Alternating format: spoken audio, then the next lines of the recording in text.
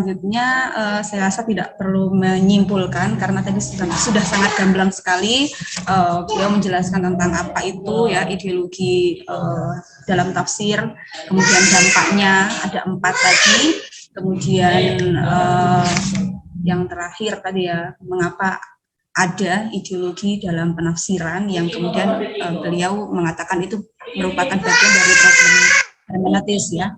Dan yang terakhir tadi ya ini novelty dari topik kajian kita pada diskusi hari ini gitu ya.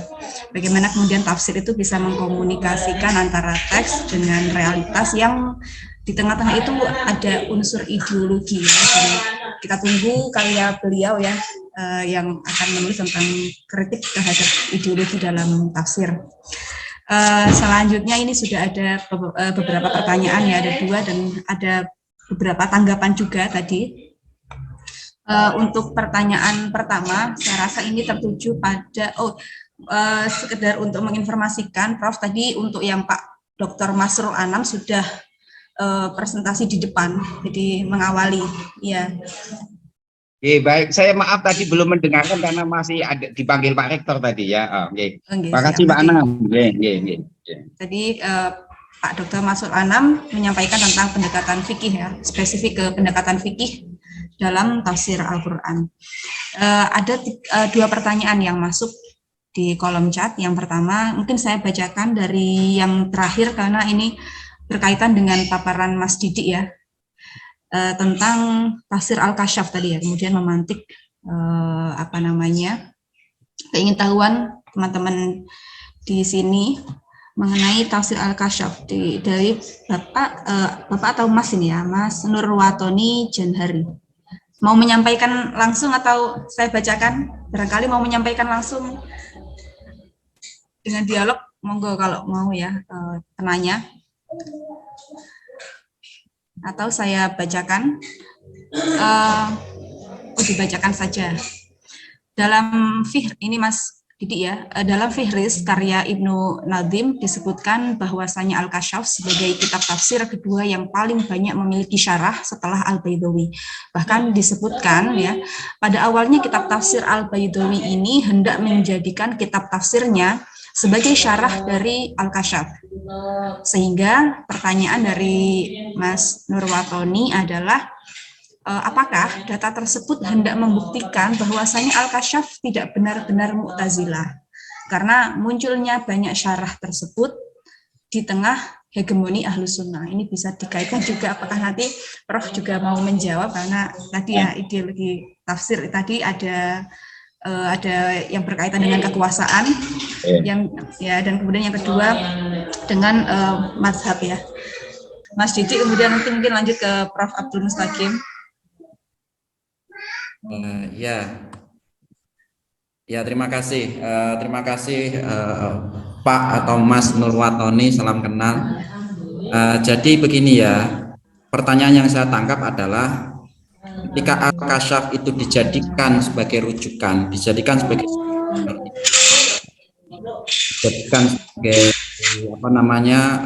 pijakan dalam tafsir-tafsir lain, dalam hal ini dikutip oleh Al-Baydawi dan lain sebagainya. Dan ini disebutkan oleh Ibnu Nadim dari Al-Fihris. Suara saya kalau kita tidak kedengaran tolong diingatkan. Jadi begini Pak Watoni, pertama-tama kita begini, saya ingin memberikan tukar pengetahuan ya. Jadi karya yang menjelaskan tentang karya-karya tafsir atau karya-karya apapun itu ada banyak. Satunya adalah Al-Fihris karya Ibnu Nadim. Kemudian kalau yang spesifik di Khurasan itu ada Tarikh Baihaq karya Ibnu Funduk. Ini karya yang bisa dibilang paling awal dalam dunia kefihrisan. Kemudian ada Miftahus Sa'adah karyanya Tashqophulus Zade Ahmed Effendi. Ini orang Turki. Klasik juga, tapi namanya agak aneh karena memang orang Turki di waktu Turki Utsmani. Kemudian kalau di modern itu ada Madelung, kemudian ada Gal, ensiklopedi Quran itu.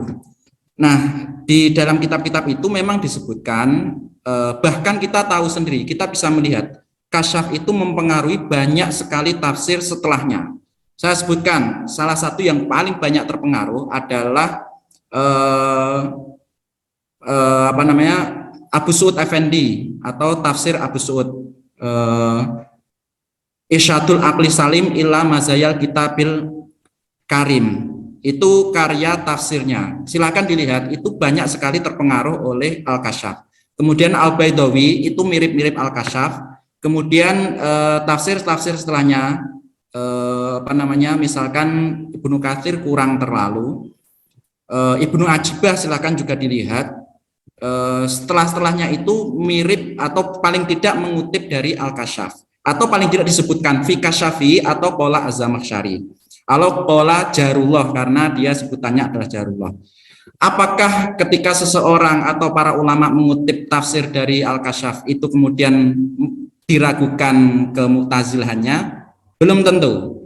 Karena apa? Mereka mengutip memiliki maksud dan arti tersendiri. Salah satunya saya ungkapan ini ingat, tapi saya lupa saya bacanya di muqaddimahnya siapa. Jadi mungkin Baidawi, bisa jadi Ar-Razi. Saya kurang hafal kali ini. Ibaratnya seperti ini, ibarahnya itu. Di dalam Al-Kasyaf itu banyak sekali tafsir penjelasan yang sangat bagus dalam hal bahasa. Tetapi ingat, di dalamnya itu banyak sekali pemikiran-pemikiran Mu'tazilah yang ghamid dan latif. Jadi seseorang yang membacanya harus berhati-hati. Nah, ketika para ulama-ulama itu, misalkan di Irsyadul Aqli Salim karya Abu Su'ud, kemudian tafsirnya Baidawi, itu disebutkan atau mengutip dari Al-Kasyaf, belum tentu mengutip mereka itu kemudian tanpa kritik. Itu yang pertama. Yang kedua, koridor kita menentukan apakah itu Mu'tazilah atau bukan, itu ada beberapa pakemnya, ada beberapa bahasanya, ada beberapa pakem lah ya, pakem atau timbangan utama atau wazan utama yang digunakan. Satu, dalam menentukan ayat-ayat yang menurut kalam Mu'tazilah itu sesuai dengan pendapatnya Mu'tazilah. Misalkan tentang ru'yatullah ila rabbiha nadhirah. Itu bagaimana? Silakan dibuka Al-Kasyaf. Di dalam Al-Kasyaf, nadhirah itu bukan ru'yah, bukan melihat. Tetapi nadhirah itu adalah menghadap atau muqabalah. Artinya apa? Dalam ayat itu Zamakhsyari mengatakan bahwasanya Allah itu tidak bisa dilihat, atau mengatakan, bukan berarti mengklaim ya, tapi mengatakan makna ayat itu adalah bukan ru'yah, bukan melihat, tetapi nadhar atau menghadap. Hal ini disamakan dengan ayat lain, saya lupa, mohon maaf, ini ayat apa, surat berapa? Watarohum yang duruna ilaika wahum la yubsirun.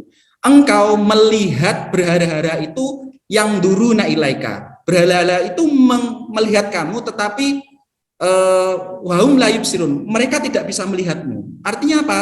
Kata nadhara itu berarti menghadap, melihat. Tetapi menghadap atau melihat itu belum tentu ru'yah, karena ru'yah itu adalah kelihatannya. Misalkan begini, nadhartu ilal hilal falam arohu, aku melihat hilal tapi aku tidak melihatnya. Maksudnya nadhara itu menghadap, dia itu mencoba untuk melihat. Tapi lam arohu, aku tidak melihat bentuknya. Maksudnya berarti dia tidak menemukan ru'yahnya. Makanya disebutkan ru'yatul hilal, bukan nadhartu ilal hilal, bukan nadhratul hilal. Karena apa? Ru'yah itu berarti melihat bentuknya. Nah, di sini kita bisa melihat berarti Zamakhsyari ini Mu'tazilah. Gitu. Jadi artinya apa? Meskipun tafsir-tafsir itu misalkan dari Mu'tazilah dikutip banyak oleh Ahlussunnah, belum tentu kemudian klaim ke Mu'tazilahnya itu hilang. Kita harus menentukannya bagaimana? Ya melihat dari ayat-ayat yang ditafsirkan itu apakah berhubungan dengan pemikiran Mu'tazilah atau tidak, gitu ya. Dan ini saya ingin memberikan garis kecil tentang paparan saya ini. Banyak sekali kritik saya tentang tafsirnya Zamakhsyari di sini. Jadi tema utama dalam disertasi saya tadi bahasa Turki ya, sama Mbak Hola mungkin nggak dibaca. Jadi Mu'tazili Hakim Al-Jusaimi tafsirinde Mushkilul Quran. Jadi Mushkil Al-Quran di dalam tema Az-Zamakhsyari. Jadi begini, Mushkil Quran itu adalah bisa dibilang tafsir yang pertama. Kitab tafsir yang pertama itu membahas tentang kemuskilan Al-Quran. Misalkan saya sebutkan ada Ibnu Uyainah Mushkilul Quran, Takwil Mushkilul Quran, ada Qutrub itu Takwil Mushkilul Quran. Kenapa? Karena waktu itu masalah yang terjadi tentang polemiknya waktu itu adalah tentang Mushkilul Quran.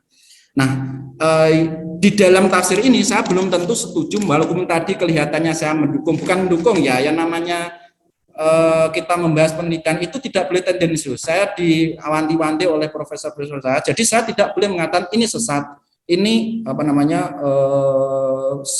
salah, ini itu kata-kata tendensius. Tapi kritik saya pun ada, namun kritiknya menggunakan pendekatan yang dia gunakan. Misalkan al-khotam tadi, kenapa dia menggunakan makna khotam itu isyarah? Kenapa kok tidak tutup? Padahal di ayat lain disebutkan wa khotaman nabiyyin, itu artinya adalah penutup. Jadi kalau saya setuju dengan pendapatnya Ahlussunnah yang mengatakan ayat itu menutup hati karena dia sudah dalam keadaan kafir dan tidak mau diingatkan. Itu sedikit catatan dari saya. Terima kasih.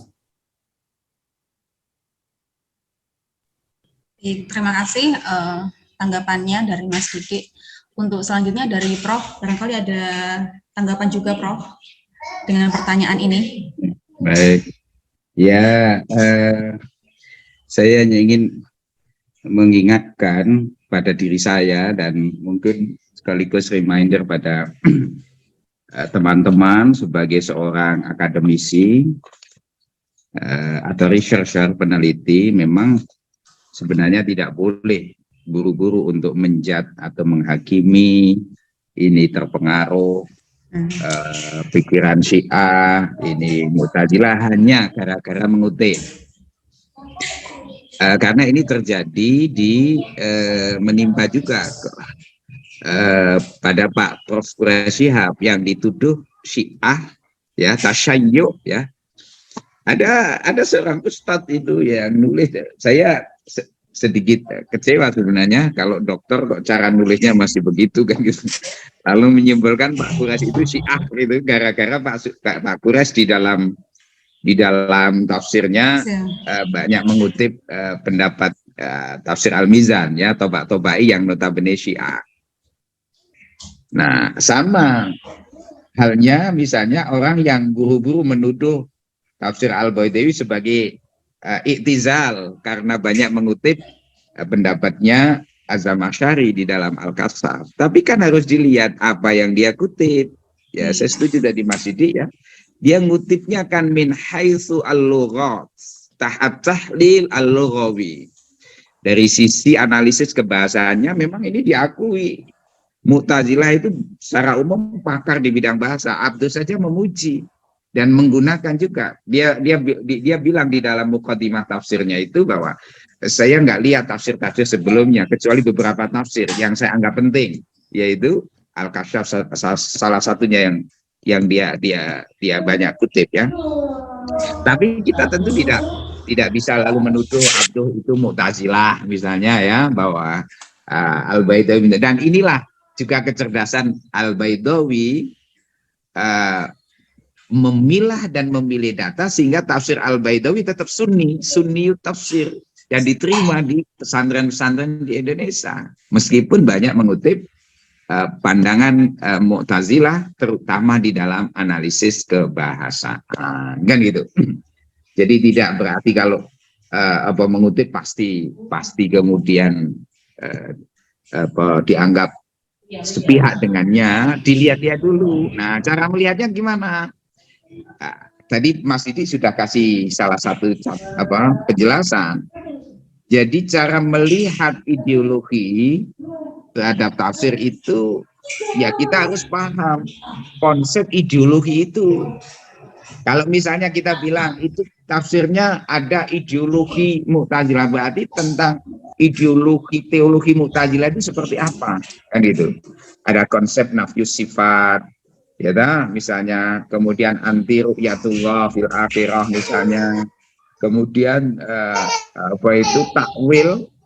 takwil yang cenderung misalnya menafikan riwayat. Jadi terlalu mendewa-dewakan akal, ya, aklani misalnya. Itu kan bagian dari contoh-contoh ideologi apa itu Mu'tazilah, ya, dan lain-lainnya. Saya kira itu. Tetapi bahwa masing-masing tafsir yang muncul pasti ada teori namanya at-ta'sir wa ta'atsur, teori keterpengaruhan. Itu memang nggak bisa dihindari. Cuman kita sebagai peneliti, seberapa jauh pengaruhnya? Apakah hanya di aspek bahasa atau sampai ke ideologi mazhabnya, ideologi akidahnya?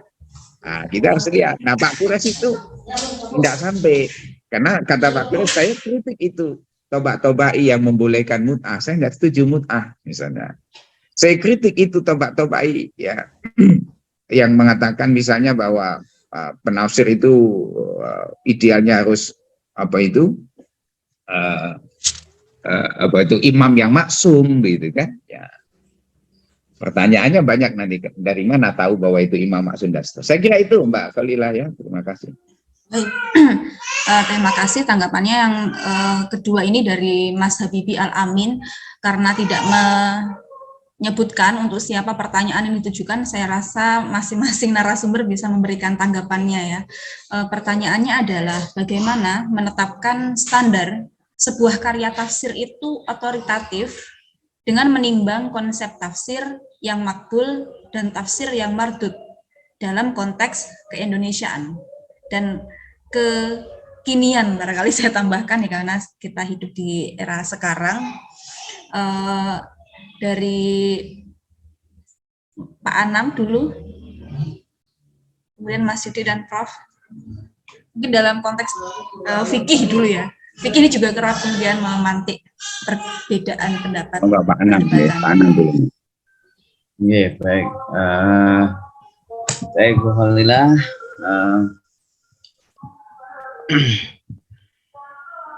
Dalam kekontekan fikih memang kita sudah ini, ya.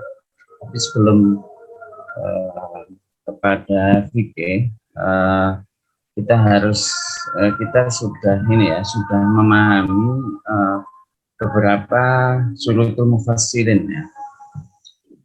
Misalkan Mana Al-Qattan di dalam Mabahis Al-Quran itu juga sudah menyebutkan sulutul mufassirin, misalkan sehat akidahnya, terbebas dari hawa nafsu, dan seterusnya, ya. Ada 9 berapa itu menurut Mana Al-Qattan, ya. Misalkan terbebas dari hawa nafsu, misalkan kadang ini sangat berbahaya, ya, apabila seorang penafsir itu didasari atas rasa dendam, kemudian cemburu, ya, atau perasaan-perasaan lain, ya, yang bersifat tidak objektif, ya. Tentunya dari situ sudah akan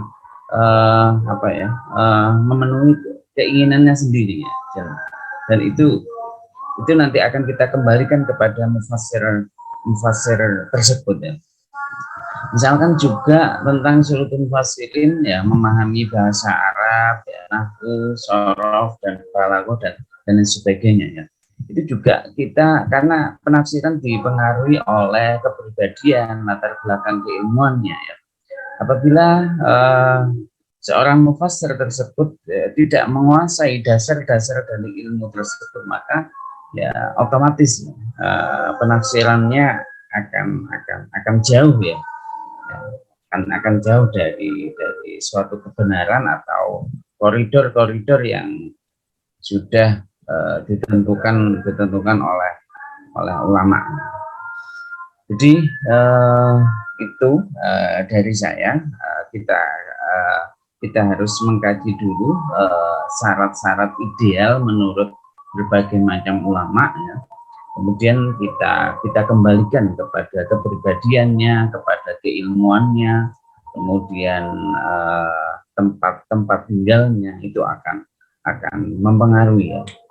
Bahkan seperti Imam Syafi'i juga ada qaul qadim, ada qaul jadid, ya. Saya kira dipengaruhi oleh lingkungan beliau.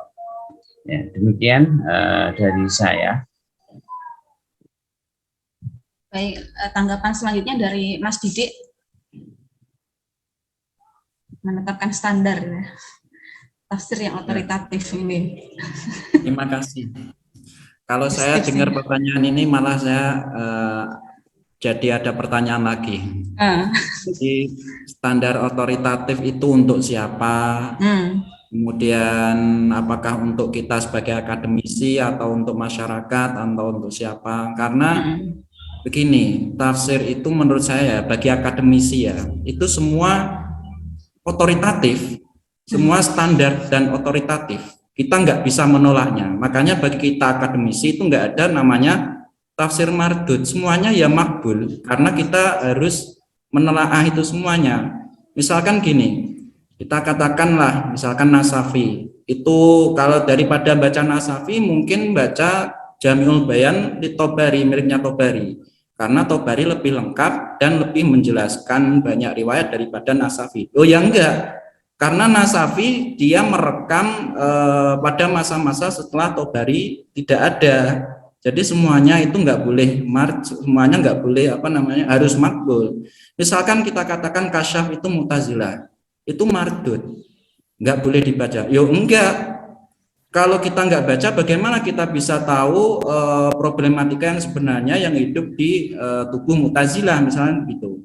Dan dengan memakbul semuanya itu kita akan bisa jadi belajar sesuatu yang baru, mendapatkan sesuatu yang baru. Misalkan begini, kita mengklaim dulu yang ini sesuai pengalaman yang saya baca dulu. Alhamdulillah saya sering di perpustakaan karena nggak punya uang, jadi nggak bisa kemana-mana. Karena di perpustakaan UIN itu satu-satunya yang ada AC-nya. Di ruangannya Profesor Mustaqim belum ada AC, jadi saya jarang ke ruangan beliau. Kalau sekarang insya Allah udah ada Prof ya di atas. Ya, jadi dulu gini, yang saya baca entah dari jurnal, entah dari tulisan apapun, Mu'tazilah itu diklaim dia itu bukan ahlul riwayah, karena dia itu ahlul aql.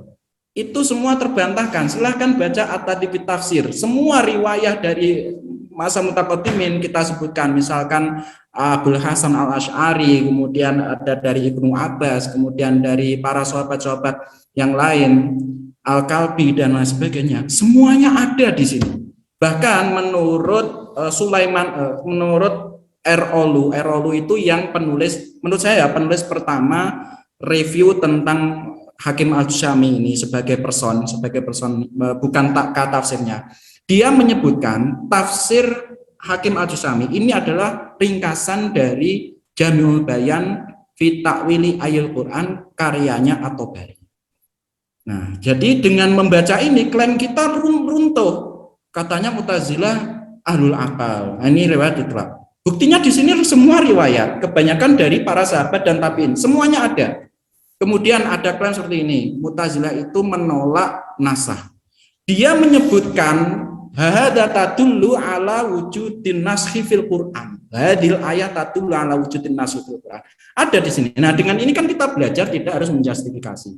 Nah, kalau untuk ini sebagai kita akademisi di Indonesia ya. Tapi kalau untuk masyarakat yang mungkin tafsir yang makbul itu sebagaimana yang sudah disebutkan Prof Mustaqim tadi, sekiranya satu tafsir yang menyentuh tentang bagaimana kita bisa islah antara satu kaum dengan kaum yang lain, dengan menjaga keamanan, dengan menjaga ketertiban. Misalkan dengan menafsirkan ayat-ayat soal jihad itu dengan konteks keindonesiaan, bahwasanya jihad itu bukan kemudian dipahami sebagai sesuatu yang membunuh atau berperang antara satu kelompok dengan kelompok yang lain yang berbeda pendapat. Itu saya kira yang harus otoritatif. Jadi otoritatif untuk masyarakat bagaimana? Yang menimbang tafsir-tafsir dengan konteks keindonesiaan yang sekiranya kehadiran tafsir itu lebih bisa memberikan kemaslahatan bagi masyarakat Indonesia. Tentunya seperti itu standar-standarnya. Terima kasih.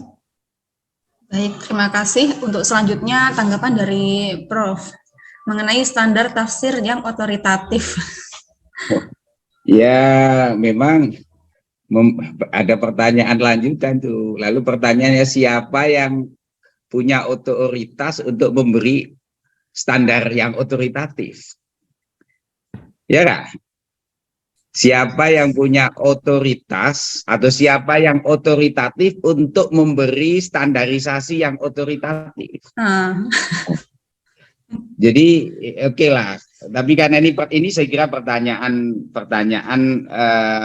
apa itu penting juga, karena yang bertanya pasti konteksnya saya menduga keras kaitannya dengan kehati-hatian menyampaikan pesan-pesan keagamaan ya. Sebenarnya ulama-ulama ahli tafsir sudah menyusun ya atau memberikan semacam garis ya. Maka tadi Pak Maksum sudah memberi jawaban ya, ada syurutul mufassirin. Syurutul mufassir, syarat-syarat menjadi mufassir yang di dalam kitab Al-Itqan disebut ada 17 cabang keilmuan. Dan itu penting saya kira.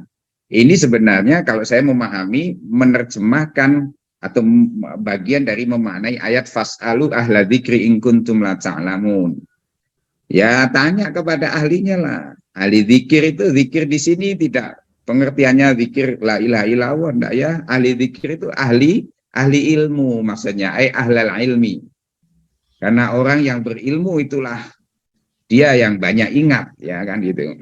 Yang bisa membaca alamat, ya, itu ahli ilmu. Yang bisa membaca tanda, termasuk firman Tuhan ini kan sebenarnya the system of symbol, melalui bahasa, melalui uslub bahasa Arab. Ya, maka yang ahli itulah kita bertanya. Nah, disitulah ulama diantaranya adalah Imam As-Suyuti di dalam Al-Itqan ada mensyaratkan menguasai berapa itu 17 cabang keilmuan ya, istiqaq, balaghah, badi', bayan, ma'ani ya, kemudian ilmu tarikh ya, sababun nuzul, mikro makro itu kebudayaan orang Arab dan seterusnya, nasih mansuh, munasabah. Itu semua sebenarnya bisa diringkas Mbak Khalila ya. Syarat mufasir itu cukup satu aja, yaitu apa? Menghindari kesalahan dalam penafsiran. Tapi untuk bisa menghindari harus banyak ilmu, Kak. Nah, makanya supaya otoritatif ya harapannya sang mufasir tadi melengkapi ya perangkat keilmuan yang apa itu cukup lah ya, yang cukup atau yang memadai, minimal bahasa Arab ya dengan segala kompleksitasnya. Karena kalau kita lihat di YouTube ya, yang saya katakan di YouTube ya, menurut pandangan kami ya, beberapa yang muncul memang tidak otoritatif. Dari mana kita tahu sebagai orang yang belajar tentang tafsir ya, belajar bahasa Arab, Islamic Studies, lalu ada misalnya mubalik, contoh tafsir yang tidak otoritatif, dan ini saya katakan mardud Mas ya. Jadi tidak semua tafsir bisa diterima menurut mardud. Contohnya gini, Lailatul Qadri khairum min alfi syahr, itu mubaliknya itu bilang, ustadznya bilang Lailatul Qadar itu lebih baik daripada 1000 bulan yang ada di langit. Ini tafsir mardud, tidak bisa makbul begini ini ya. Dari mana tahu? Karena dia tidak bisa membedakan ma makna al-qamar wa ma makna syahr.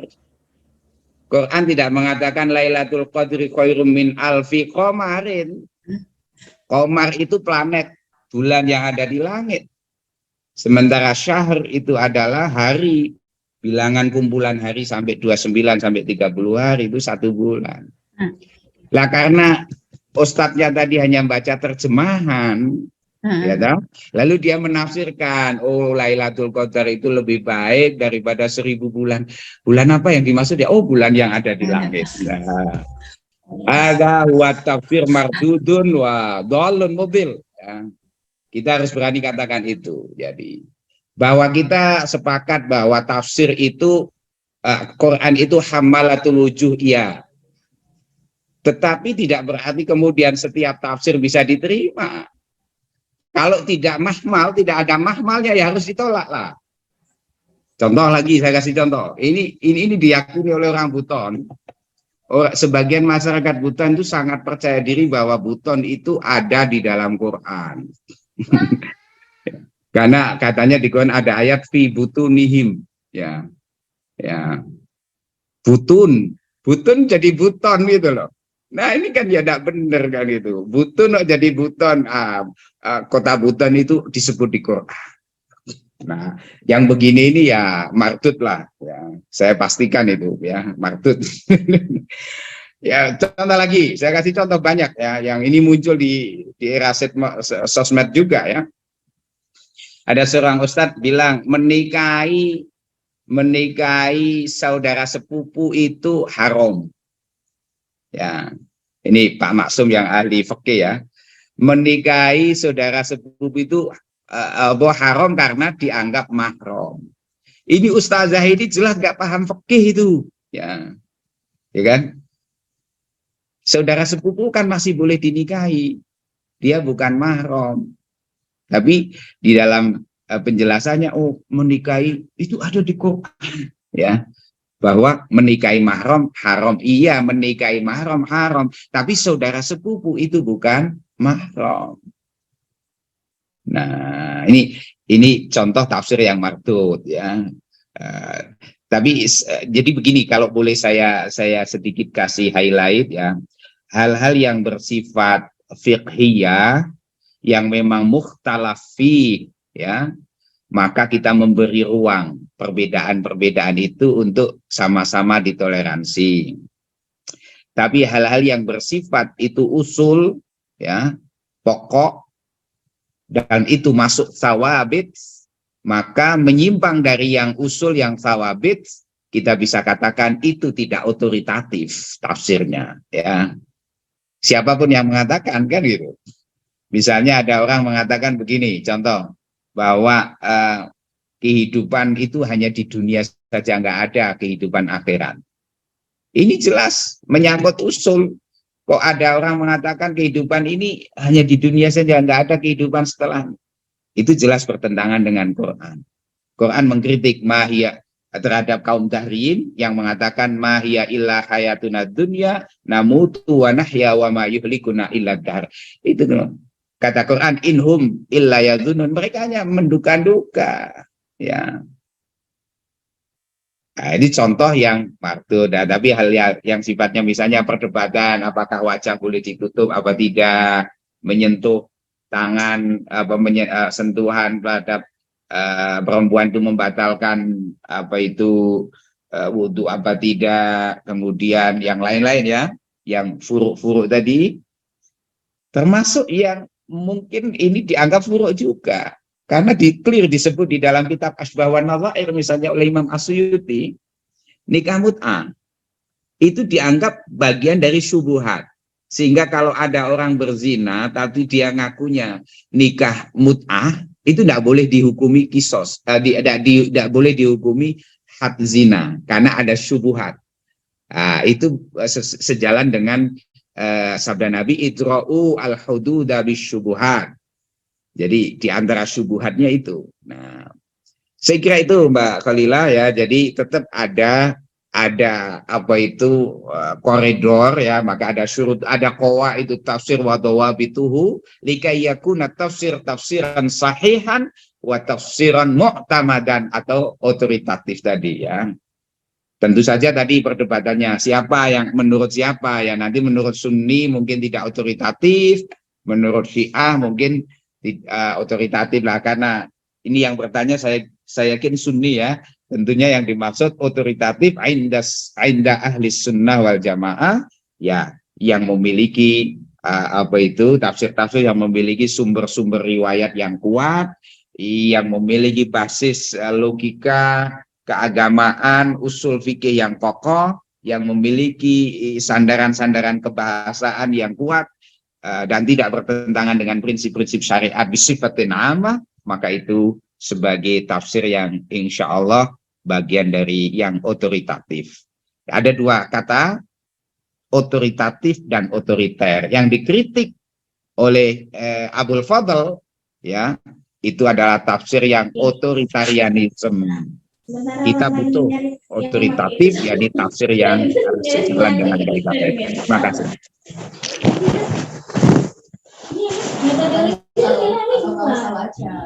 Baik, terima kasih paparannya. Dan di kolom chat itu dari teman-teman di Zoom kemudian ikut berpendapat juga. Ada yang setuju dan ada yang tidak setuju. Tapi saya rasa yang disampaikan Mas Didi tadi konteksnya adalah karya tafsir dengan berbagai ragam aliran ya, atau mazhab atau ideologi keagamaan yang berjilid-jilid yang sudah ditulis itu, kemudian kalau kita katakan mardud ya itu kan seperti kata Prof tadi itu sayang, kemudian itu harus ditelaah ulang. Tetapi ada juga kemudian tafsir yang tidak otoritatif tadi ya, yang barangkali tafsirnya tidak ada latar belakang keilmuan yang mumpuni atau bertentangan dengan kaidah-kaidah usul dalam Islam, itu yang kemudian barangkali tidak otoritatif atau yang tidak otoritarianisme tadi. Untuk selanjutnya sebagai penutup kita persilahkan kepada Pak Ibnu ya, Pak Ibnu Hajar. Menutup ini Pak. Tapi pertanyaan. Ini redaktur KOF Pak. Oke. Assalamualaikum warahmatullahi wabarakatuh. Waalaikumsalam. Terima kasih sebelumnya saya sampaikan kepada guru kita semua yang sama-sama kita hormati, Prof. Abdul Mustaqim, yang juga kita hormati Pak Dr. Didi Andriawan, juga Dr. Masrul Anam. Di sini saya diberi tugas untuk menutup, tapi penutupnya dalam bentuk pertanyaan. Karena ini kesempatan yang sangat langka, bisa bertatap muka dengan para narasumber yang pakar di bidangnya, khususnya dalam bidang tafsir ya, ilmu Al-Quran dan tafsir. Nah, pertanyaan saya pertama ke Dr. Didi dulu. Saya tertarik tadi ketika beliau menyajikan informasi dan data tentang realitas dunia tafsir ya, dikaitkan dengan dialektika pemikiran teologis, yang pastinya ini tidak bisa dilepaskan dari bagaimana sejarah kemunculan dari pemikiran-pemikiran tersebut atau paham-paham tersebut yang sangat terkait dengan kepentingan politis. Sehingga dari kepentingan politis itu muncul sekte-sekte teologis. Dan ternyata memang munculnya sekte-sekte teologis itu juga melahirkan atau memproduksi sebuah pemahaman terhadap ayat-ayat Al-Quran yang sering berbeda, bahkan kadang bertolak belakang antara satu dengan yang lain. Misalnya kalau dari Khawarij untuk memahami ayat wa man lam yahkum bima anzalallahu faulaika humul kafirun, itu lahirlah satu paham takfiri dan seterusnya. Qadariyah dengan pemahaman mereka terhadap ayat innallaha la yughayyiru ma biqaumin hatta yughayyiru ma bi anfusihim, dan sepertinya ini beririsan dengan apa yang disampaikan Dr. Didi tentang paham Mu'tazilah tadi. Muncul paham free will ya. Kemudian Jabariyah dengan pemahaman terhadap ayat Allah khalaqakum wa ma ta'malun, itu muncul paham fatalism. Nah, pertanyaan saya pertama,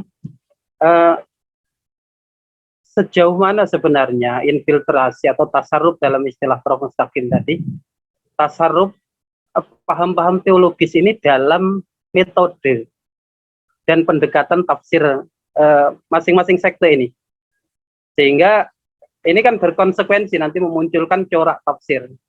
Corak tafsir kalau selama ini mungkin kita melihat pada pendekatannya ya, pengelompokan corak ini dikaitkan dengan pendekatan yang digunakan. Ketika pendekatan fikih maka coraknya fikih. Ketika pendekatan tasawuf berarti sufi dan seterusnya. Nah, ini corak yang dimunculkan karena adanya infiltrasi pemahaman-pemahaman teologis ini tadi dari masing-masing sekte. Jadi sejauh mana sebenarnya infiltrasi dari pemahaman teologis ini dalam metode mereka ataupun pendekatan mereka dalam menafsirkan. Kemudian yang kedua, saya juga tertarik tadi ketika Pak Didik menyampaikan bahwa Al-Jusami yang dalam hal ini merepresentasikan pemikiran Mu'tazilah menolak hadis. Nah, ini maksudnya menolak ini apakah mi'ah fil mi'ah atau khamsin fil mi'ah atau bagaimana? Karena dalam ingkarus sunnah itu kan ada ingkar secara keseluruhan atau ingkar secara kasuistik atau bagaimana. Nah, kalau kemudian memang benar mereka masuk kategori mungkirus sunnah, maka bagaimana khususnya Al-Jusami berpendapat terkait dengan makanatus sunnah minal Quran, yang mana bahwa sunnah atau hadis itu bagian dari bayan terhadap Al-Quran. Khususnya pada hadis-hadis yang matannya berisi tafsir Nabi terhadap ayat, gitu ya. Kemudian pertanyaan berikutnya untuk Prof. Mustaqim, guru kita semua. Anak-anak ini Pak, Ya, pertanyaannya. saya catat tentang bagaimana kita mengurangi unsur subjektivitas kita dalam memahami Al-Quran, atau lebih jauh menafsirkan lah ya, kalaupun sudah pada makomnya, tapi setidaknya ya kita memahami lah, belum sampai makom menafsirkan. Tetapi memang tidak bisa kita pungkiri bahwa memang salah satu tujuan dari tasarrufnya ideologi dalam tafsir itu adalah untuk takwiyah ya. Untuk takwiyah apakah itu siasah atau firqah atau hizib, untuk menguatkan kelompok-kelompok mereka. Apakah itu kelompok teologis, apakah kelompok politik dan lain sebagainya. Nah, pertanyaannya bagaimana kemudian kita menelaah objektivitas tafsir itu? Apakah memang sudah ada standar khusus untuk menentukan misalnya ini tafsir yang objektif, ini tafsir yang subjektif, atau bagaimana? Dan yang ketiga untuk Mbak Hanam, kalau dalam sekte keagamaan, sekte teologis tadi ya, itu kan memang dilatar belakangi oleh kepentingan-kepentingan politis. Maksud saya sekte-sekte teologis yang sudah kita pahami, ada Syiah, kemudian ada Khawarij, ada Qadariyah, Jabariyah, dan lain sebagainya. Itu kan tidak terlepas dari faktor politis. Artinya kalau mereka kemudian terlibat dalam menafsirkan Al-Quran, pasti ada unsur ta'assub di dalamnya. Nah, apakah ini juga terjadi pada tafsir-tafsir yang bercorak fikih? Nah, kalau ini terjadi sebenarnya bagaimana pola ta'assub dalam penafsiran yang bercorak fikih ini? Terima kasih dan mohon maaf sebelumnya. Terima kasih Pak Pendeta.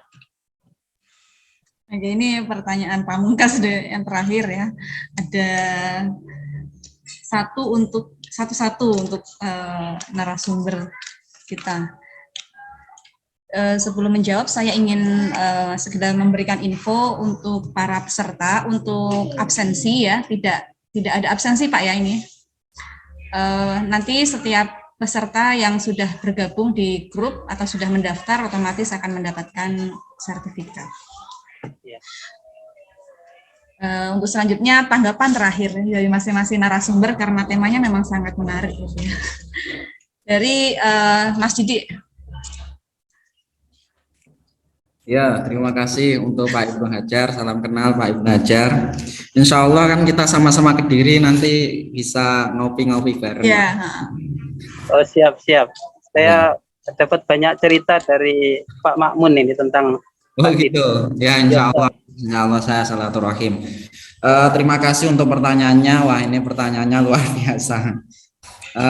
Jadi begini, sebelumnya nanti saya mohon maaf ya Pak Ibnu Hajar dan untuk panitia dan untuk yang lain-lain. Setelah saya jawab ini, saya kan di musola biasanya di sini ada jamaah, sudah ada adzan, biasanya nanti ada jamaah bersama. Kalau acaranya masih berlangsung, saya lanjutkan, saya sambung setelah jamaah nanti ya.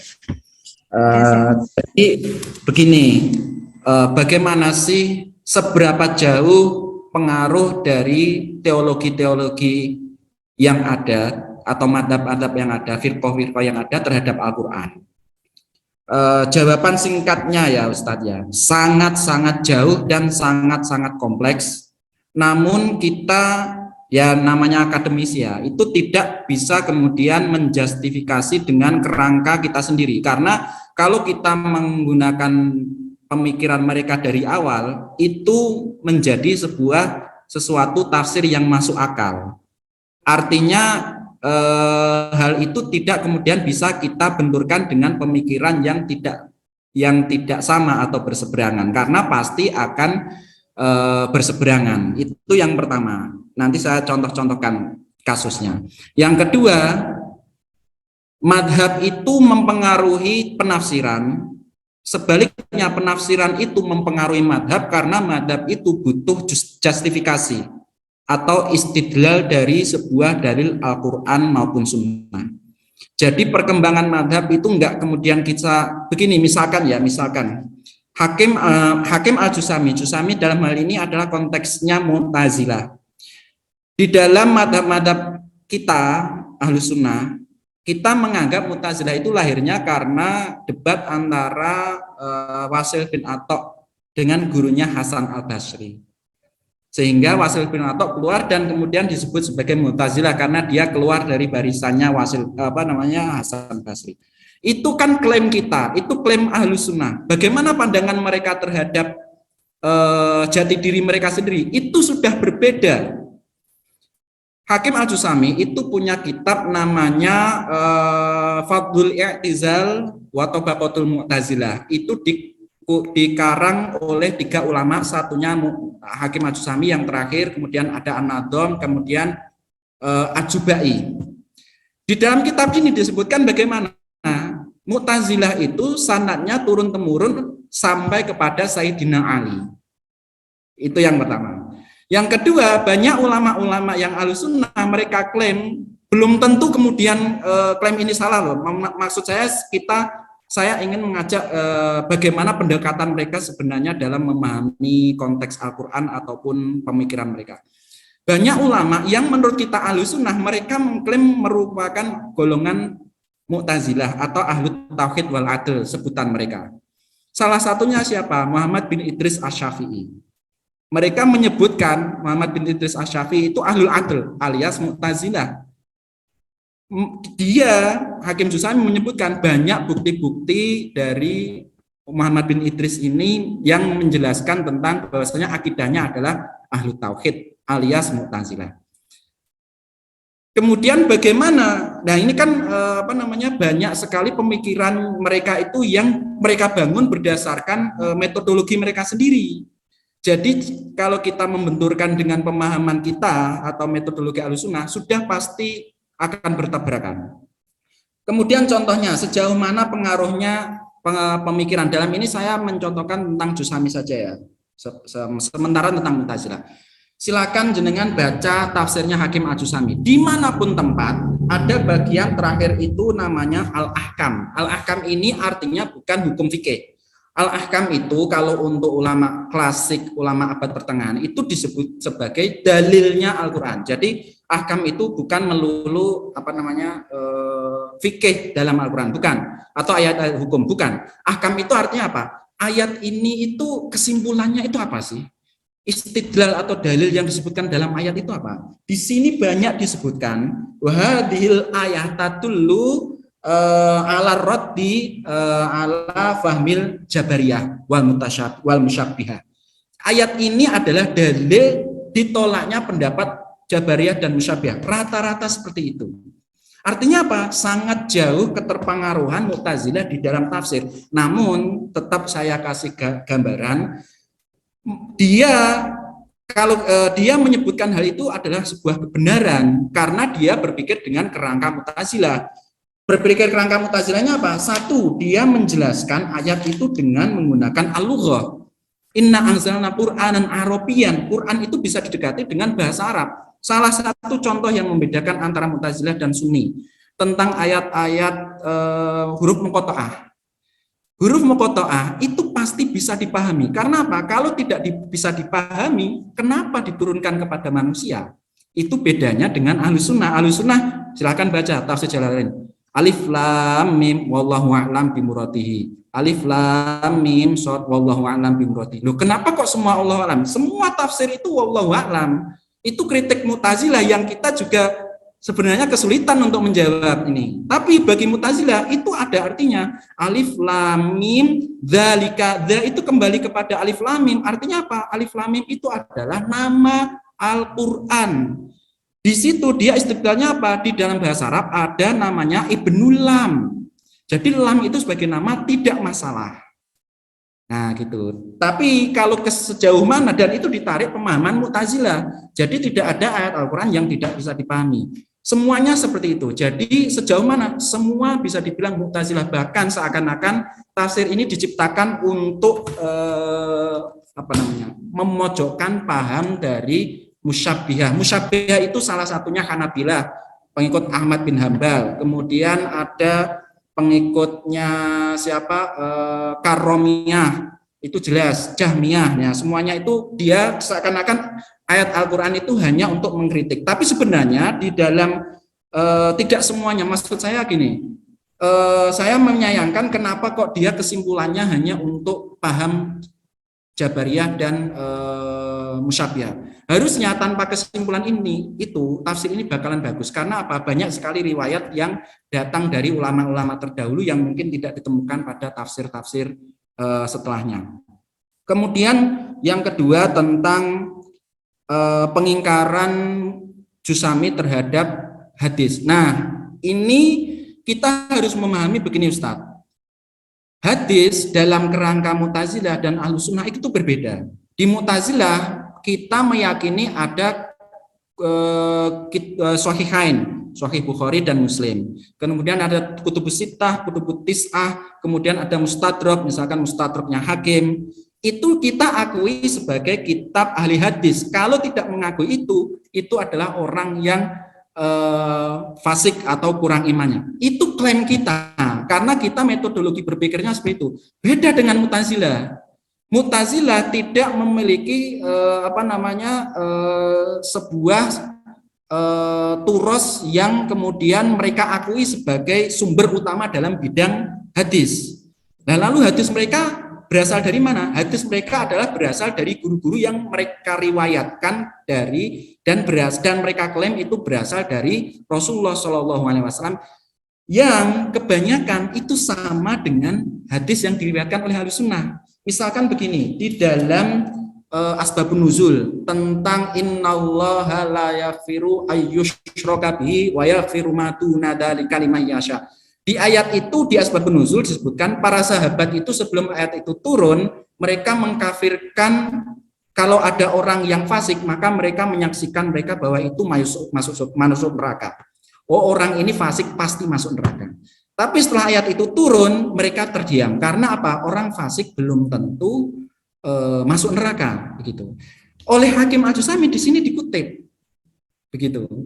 Jadi banyak sekali riwayat-riwayat hadis yang sama dengan riwayat yang dikutip atau dibuat dalam buku Ahlus Sunnah.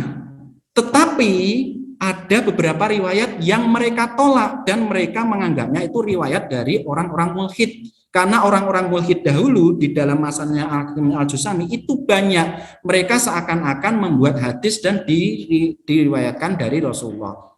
Contohnya apa yang ditolak? Satu, hadis yang menyatakan Nabi Ibrahim berbohong.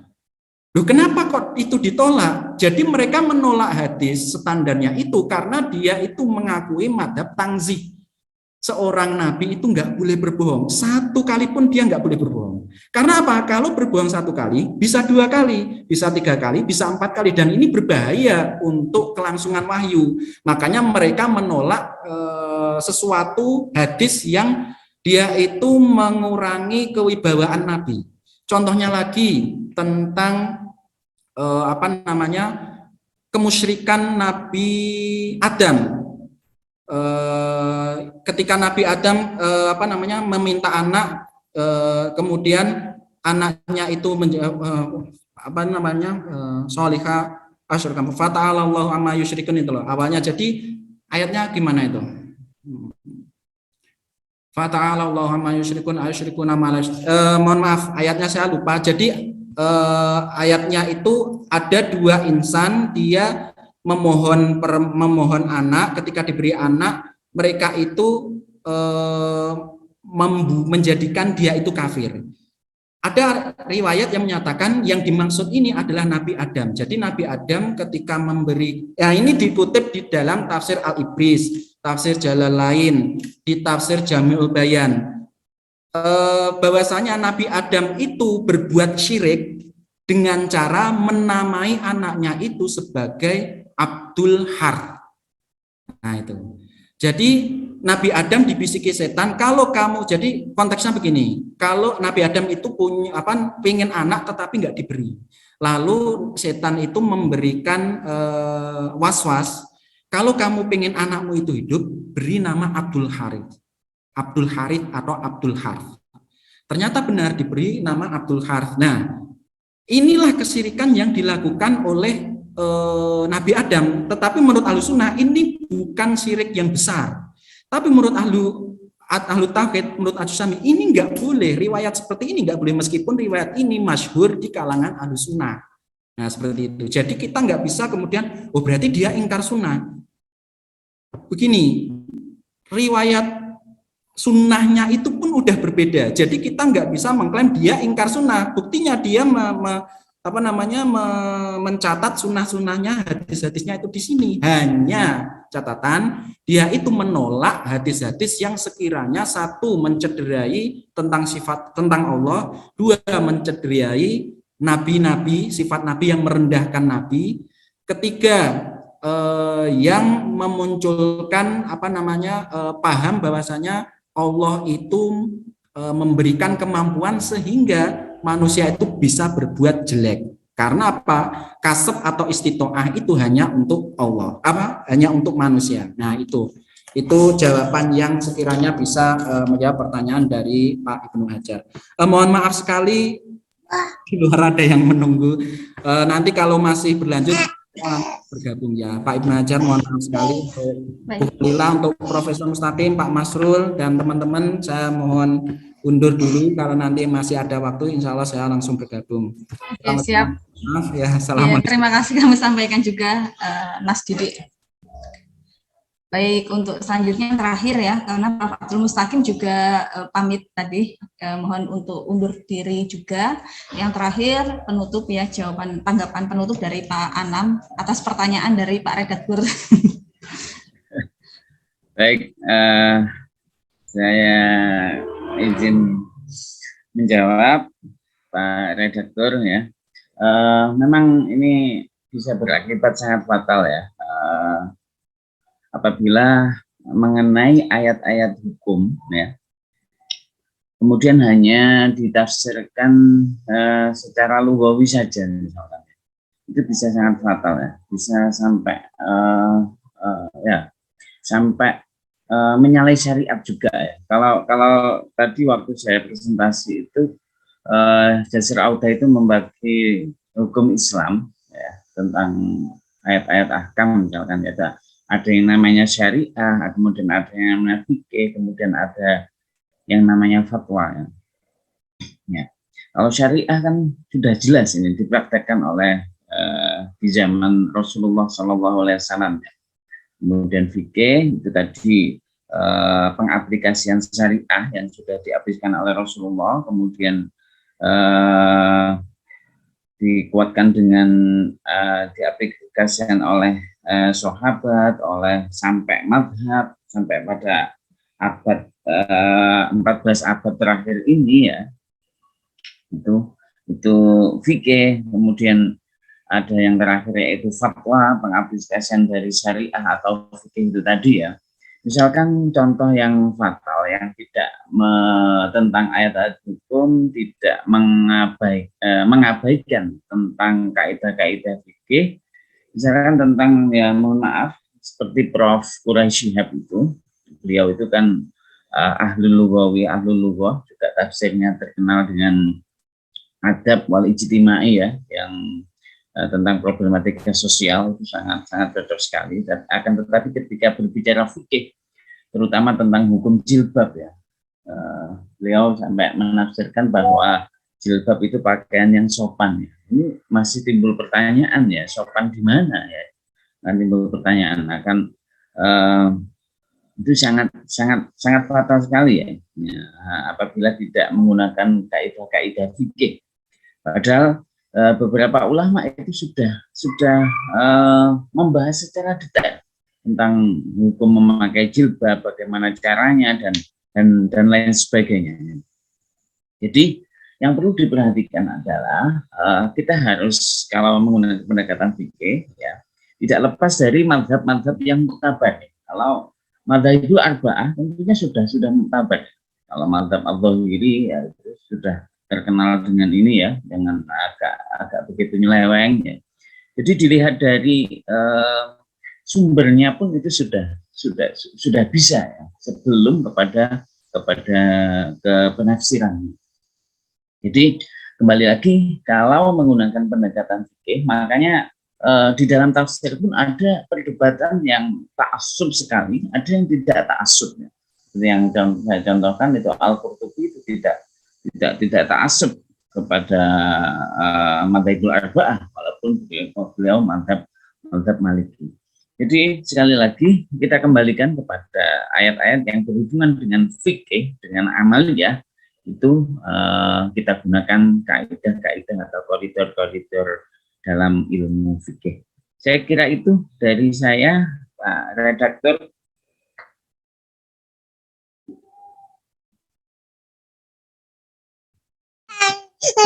Mungkin saya serahkan ke Pak Ibnu untuk menutup webinar kita hari ini. Mohon maaf, sudah tidak berkondisikan. Mbak ditutup itu isi kecil itu.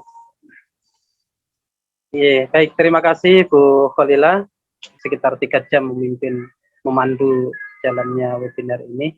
Terima kasih kami sampaikan kepada Prof. Mustaqim, kepada Dr. Didi, kepada Dr. Mastur Anam, dan terima kasih juga untuk semua panitia.